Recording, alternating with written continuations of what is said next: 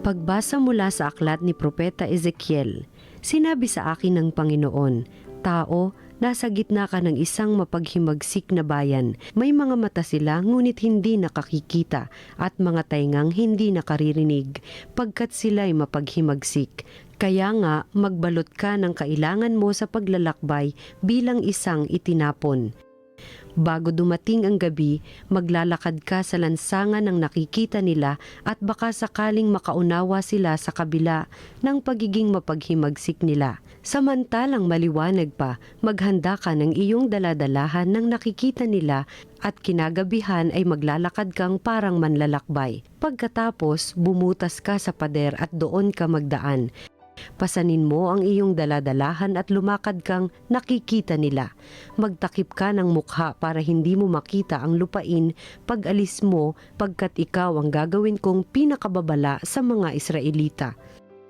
At ginawa ko ang lahat ayon sa utos sa akin. Nang araw na iyon, naghanda ako ng aking madadala bilang isang takas.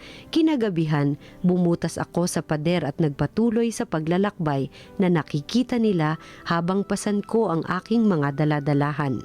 Kinaumagahan, sinabi sa akin ng Panginoon, "Tao, hindi ba't itinanong sa iyo ng mapaghimagsik ng mga Israelitang yaon kung ano ang iyong ginagawa? Sabihin mo sa kanila na ipinasasabi ko, ang pahayag na ito ay para sa pinuno ng Jerusalem at sa buong Israel. Sabihin mong ang ginawa mo ay pinakababala sa gagawin sa kanila. Itatapon sila at ipabibihag. Pagdilim, papasanin ng pinuno ng Jerusalem ang kanyang daladalahan at tatakas sa pamamagitan ng butas sa pader.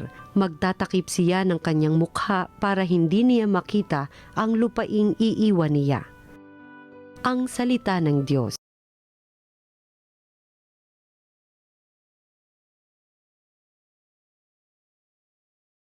Hindi nila malilimot ang dakilang gawa ng Diyos.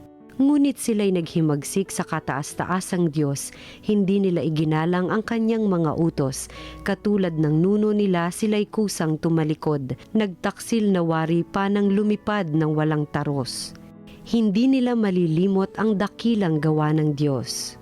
Nanibugho itong Diyos sa kanila ay nagalit nang makita ang dambana ng larawang iniukit. Sumama ang loob niya noong ito ay mamasid. Itinakwil ang Israel sa tindi ng kanyang galit. Hindi nila malilimot ang dakilang gawa ng Diyos. Sa gisag ng kanyang lakas ang kaba ng kanyang tipan, binayaan na mahulog at makuha ng kaaway. Nagalit sa kanyang bayat ibinigay sa kaaway, kaya naman ang marami sa kanila ay namatay. Hindi nila malilimot ang dakilang gawa ng Diyos. Ang mabuting balita ng Panginoon ayon kay San Mateo. Noong panahong iyon, lumapit si Pedro at nagtanong kay Jesus, "Panginoon, makailan pong patatawarin ng aking kapatid na paulit-ulit na nagkakasala sa akin? Makapito po ba?" Sinagot siya ni Jesus, "Hindi ko sinasabing makapito, kundi 70 ulit pa nito, sapagkat ang paghahari ng Diyos ay katulad nito. Ipinasya ng isang hari na pagbayarin ang kanyang mga lingkod na may utang sa kanya. Unang dinala sa kanya ang isang may utang na 10 milyong piso. Dahil sa siya'y walang ibayad, iniutos ng hari na ipagbili siya ang kanyang asawa, mga anak at lahat ng ari-arian upang makabayad. Nanikluhod ang taong ito sa harapan ng hari at nagmakaawa. 'Bigyan pa po ninyo ako ng panahon at babayaran ko sa inyo ang lahat.' Naawa sa kanya ang hari, kaya ipinatawad ang kanyang mga utang at pinayaon siya.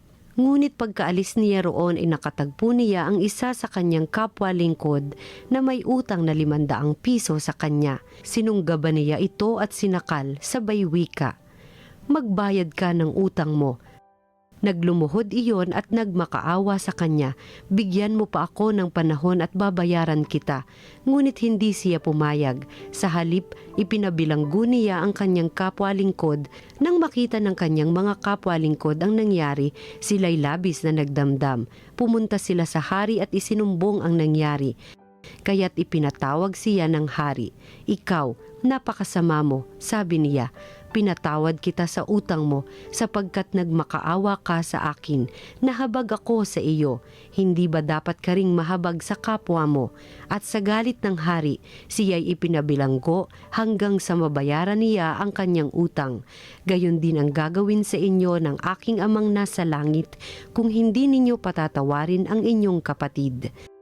Pagkatapos sabihin ni Jesus ang mga bagay na ito, siya'y umalis sa Galilea at nagtungo sa lupain ng Judea, sa kabila ng Ilog Jordan.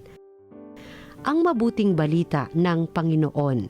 Pinupuri ka namin, Panginoong Hesukristo.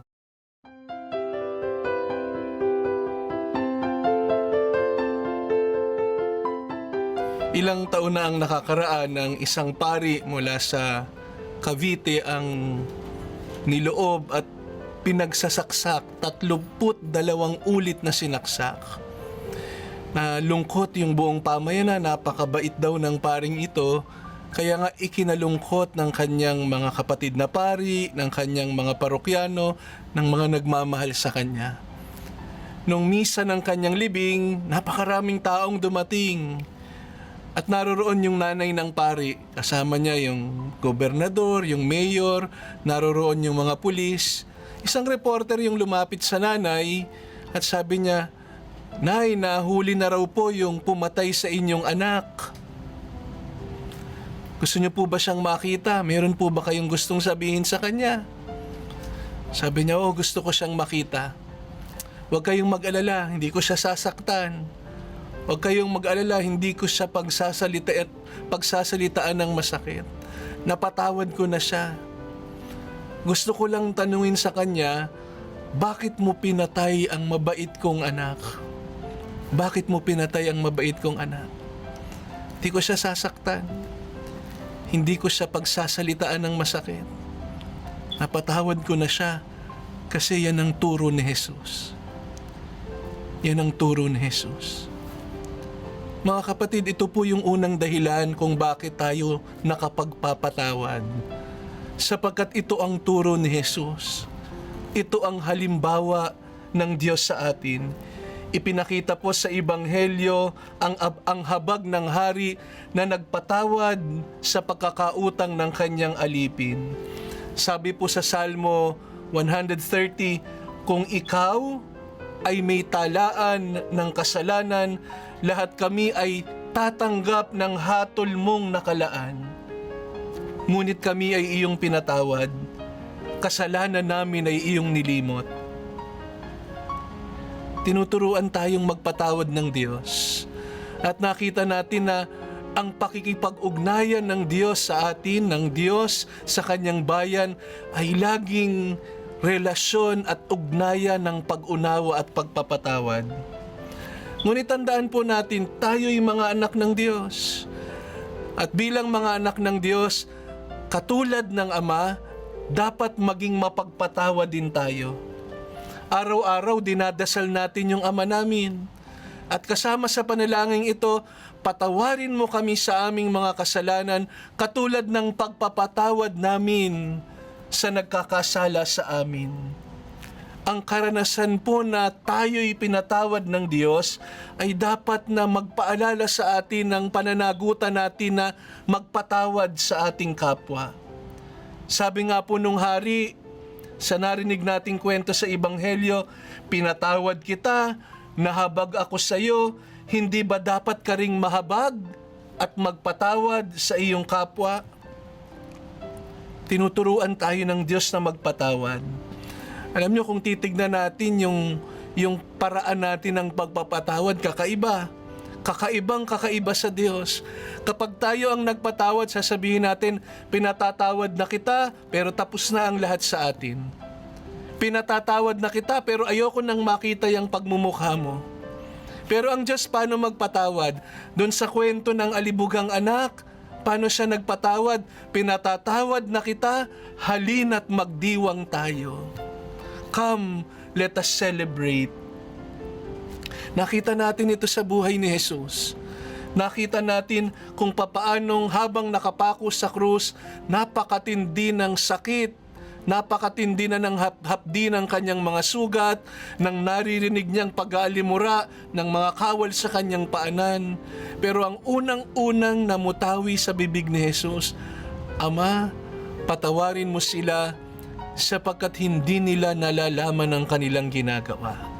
Father, forgive them, for they do not know what they are doing. Alam, mga kapatid, hindi po laging madali ang magpatawad. Madalas, mahirap ang magpatawad. Lalo na yung mga taong may hindi aminin yung kanilang pagkakamali. Kapag ka po sobra ng masakit, kapag ka tila wala ng katapat na pagpapatawad, hayaan mong ang Diyos ang magpatawad. At ito yung panalangin ni Jesus. Hindi niya kaagad sinabing, pinatatawad ko kayo. Ang unang mga salita ni Jesus, Ama, patawarin mo sila. Isang panalangin. Sapagkat ang Diyos ang tunay na nagtuturo sa ating magpatawad. At sa panalangin ito, hayaan mong ang Diyos ang magpatawad at hayaan mong himukin at hubugin ka ng Diyos na maging mapagpatawad din. Tuturuan tayo ng Diyos, makakapagpatawad din tayo. Maganda po yung kwento ni Sherry Pai Picatse nung PCNE. Ikinekwento niya na yung kanyang nanay, 75 years old, bagamat malakas pa, pinasok sa kanilang bahay at pinagsasaksak at pinatay. Sabi niya, mahirap tanggapin, mahal na mahal niya yung kanyang nanay, pero kailangang magpatawad. Sabi niya, hindi ko maitatanggi, meron din namang konting pagtatampo sa Diyos. Sabi niya, ang tanong ko lang sa Kanya, sabi niya raw sa Diyos sa panalangin, grabe ka naman para tanungin mo ako kung gaano kita kamahal. Para tanungin mo ako kung gaano kita kamahal. Yung pagpapatawad po ay palagi ang hamon sa ating mga anak ng Diyos. Nang hinamon tayo, be perfect as your heavenly Father is perfect. Yun pong kahulugan ng perfect ay ang pagiging mapagpatawad. Sapagkat dito po ipinapakita ng Diyos yung lubos na kapangyarihan niya na sa kabila ng katotohanang palagi natin siyang sinasaktan, ang kapangyarihan niya ay kapangyarihan ng pagpapatawad. Sa pagpapatawad, pinalalaya natin ang ating sarili. Sapagkat kapag hindi tayo nagpapatawad, tila tayo ay preso na ikinukulong natin ang ating mga puso. Nilalagyan natin ng tanikala ang ating mga puso at hindi tayo makalaya. Naalala ko po yung homilya ni Cardinal Tagle. Sabi po niya, tularan natin ang maunawaing Diyos.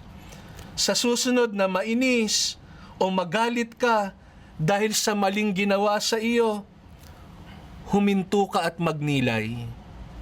Alalahanin mo na walang tao ang alam ang lahat at kaya ang lahat, na natatandaan ng lahat, na hindi nakakalimot. Walang taong laging malakas at laging masigla. Walang taong laging tama at kasama ka na ron. Tayo ang unang dapat makaunawa sa kapwa mahina dahil mahina rin tayo. Mabuti pa ang Diyos, kahit walang kapintasan, kahit na walang limitasyon, siya pa ang nakakaunawa sa mga mahihina na nilalang niya. Mga kapatid, tularan natin si Jesus. Si Jesus ang nagtuturo sa atin kung paano magpatawad.